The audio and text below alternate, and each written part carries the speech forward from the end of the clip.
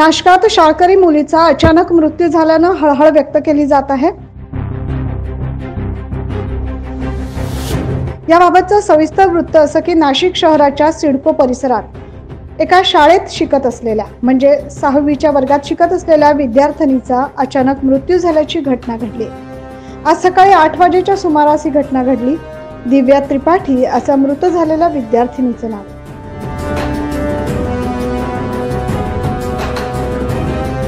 दिव्या सकाळी शाळेत आल्यानंतर वर्गातील बेंचवर बसताच तिला अचानक चक्कर आली। शिक्षकांनी तिला उपचारासाठी तात्काळ जवळच्या खासगी रुग्णालयात दाखल केलं। त्यानंतर पालकांना ही माहिती समजताच त्यांनी रुग्णालयात धाव घेतली। डॉक्टरांनी तपासलं असता तिला मृत घोषित केलंय। मात्र तिचा मृत्यू नेमका कशामुळे झाला याचं कारण अद्यापही स्पष्ट झालेलं नाही।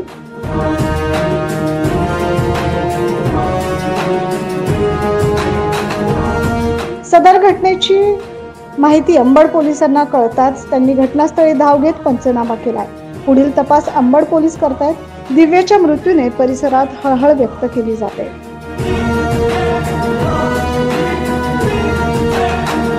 9 न्यूज महाराष्ट्रासाठी प्रतिनिधी नितीन चव्हाण।